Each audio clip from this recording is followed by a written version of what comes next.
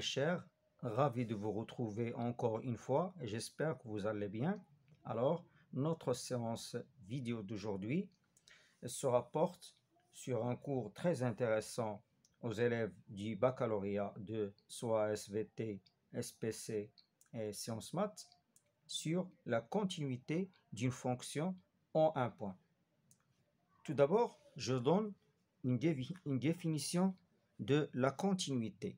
Définition.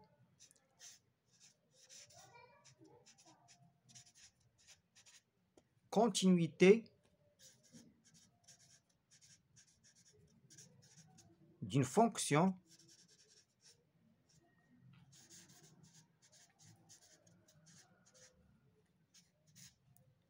en x0.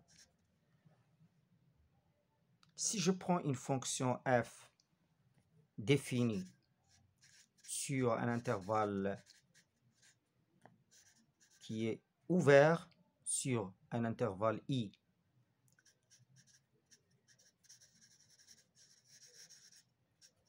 ouvert, et soit x0 un élément de i, on dit que f est continu en x0 si et seulement si f admet une limite qui est finie en x0. Cette limite elle est égale à f de x0, c'est-à-dire autrement dit la limite quand x tend vers x0 de fx, tout simplement elle est égale à f de x0, équivalent de dire que f est continu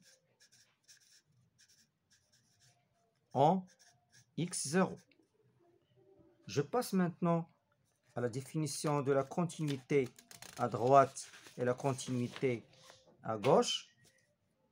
Si je prends continuité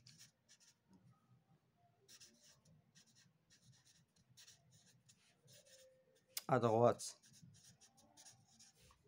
et continuité à gauche,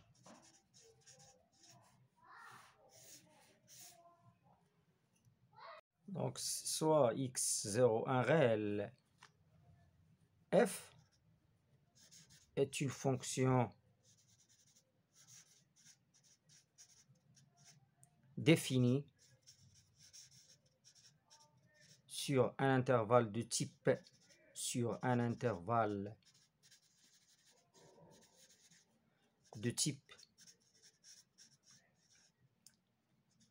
à la x0 et x0 plus alpha avec alpha tel que alpha est un réel positif non nul. F est continu à droite, f est continu à droite en x0, bien à droite de x0, si et seulement si la limite quand x tend vers x0 avec x est supérieur à x0, c'est-à-dire autre notation, je peux noter x0 plus, quand x tend vers x0 plus, de f de x est égal à f de x0. De la même manière, je peux définir à gauche en x0. Donc, si je prends une fonction f définie sur un intervalle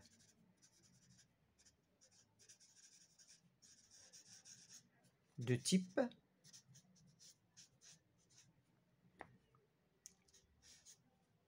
x0 moins alpha x0, tel que alpha est un réel non nul positif, f est continu à gauche en x0, f est continu à gauche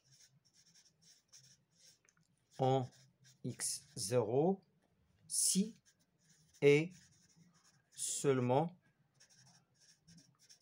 si la limite quand x tend vers x0 avec x est inférieur à x0, c'est-à-dire quand x tend vers autre notation x0 moins, de f de x, elle est égale à f de x0.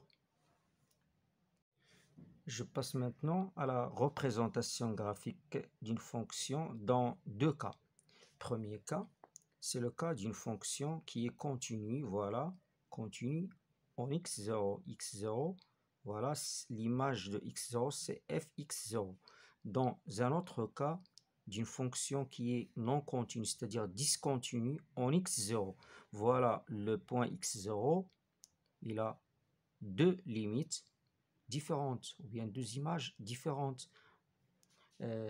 C'est-à-dire graphiquement, on peut dire que la fonction f est continue en x0, toutefois qu'on peut représenter la courbe de f en passant par le point M d'abscisse x0 et d'ordonner fx0 sans lever la main. Ici, je lève ma main pour continuer mon graphe. Je passe maintenant à une première application de la continuité d'une fonction en un point. Soit f, la fonction définie sur R par fx égale x3 moins 3x moins 2 sur x moins 2, et f de 2, elle est égale à k. Déterminer le réel k pour que la fonction f soit continue en x0 égale à 2. On a la limite quand x tend vers 2 de f de x, elle est égale à la limite quand x tend vers 2 de x3 moins 3x moins 2 sur x2. Quand je remplace x par 2, je trouve une forme qui est indéterminée. 0 sur 0, c'est une forme qui est indéterminée. Ici, j'ai une fonction qui est rationnelle. Alors, j'effectue la division euclidienne de x3 moins 3x moins 2 par x moins 2. Je trouve ici, c'est x carré fois x, c'est x3 moins x3. Et x carré fois moins 2, c'est plus 2x carré moins 2x carré. Je pose ici l'opposé. x3 moins x3, c'est 0x3. Ici, moins 3x plus 2x carré, c'est 2x carré moins 3x moins 2. Ici, je pose plus 2x carré moins 2x carré. Et moins 4x, c'est plus 4x. Donc 2x carré moins 2x carré, c'est 0x carré. Moins 3x plus 4x, c'est x moins 2. Et enfin, plus 1, j'obtiens moins x et plus 2. Alors, le reste de cette division, c'est 0. Donc, cette limite-là, elle est égale à la limite quand x tend vers 2. x3 moins 3x moins 2, elle est égale à x moins 2, facteur de x carré plus 2x plus 1. Le tout sur x moins 2. Alors, x moins 2, limite quand x tend vers 2, c'est x carré plus 2x plus 1. Elle est égale tout simplement à 9. Donc, par suite,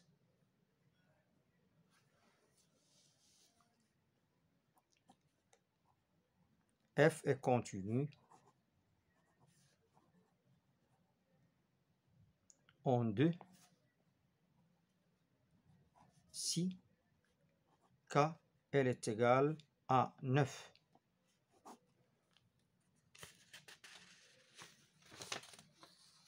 Une deuxième application de la continuité d'une fonction définie. Alors cette fois-ci, on a une fonction qui est définie par partie en un point. On considère la fonction g définie par, voilà, gx est égal à racine de x plus 1 moins 1 sur x, avec x supérieur strictement à 0, ou bien gx est égal à sinus x sur 2x, avec x est inférieur strictement à 0. G de 0, elle est égale à 1 demi. Première question, vérifier que la fonction g est continue en 0 à droite. Donc, on a la limite quand x tend vers 0 plus de g de x. Je remplace la fonction gx quand x tend vers 0 plus, voilà son expression là. C'est la limite quand x tend vers 0 plus de racine de x plus 1 moins 1 sur x. Quand je remplace x par 0, j'obtiens 1 moins 1, c'est 0 sur 0. C'est une forme qui est indéterminée. Alors, je multiplie par le conjugué, la limite quand x tend vers 0 plus de racine de x plus 1 moins 1 facteur de x plus 1 plus 1, le tout sur x fois racine de x plus 1 plus 1. Ici, j'ai une identité remarquable. Alors, la limite quand x tend vers 0 plus de racine de x plus 1 au carré, c'est x plus 1, car cette expression-là est positive, moins 1 fois 1, c'est moins 1. Tout sur x, racine de x plus 1, plus 1. Tout simplement, est égal à la limite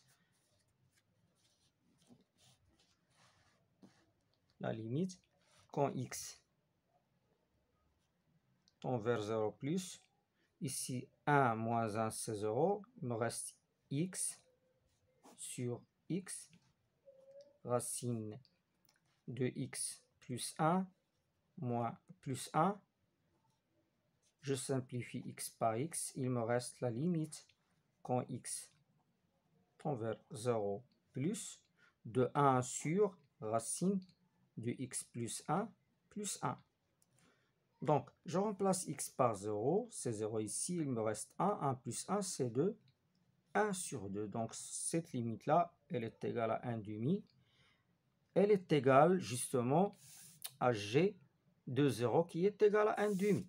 Voilà, est égal à g de 0. Donc, conclusion, la fonction g, voilà, g est continue en 0 à droite. Concernant la deuxième question, c'est g est-elle continue en 0? Je passe à la deuxième question. G est-elle continue en 0? Alors, je calcule la limite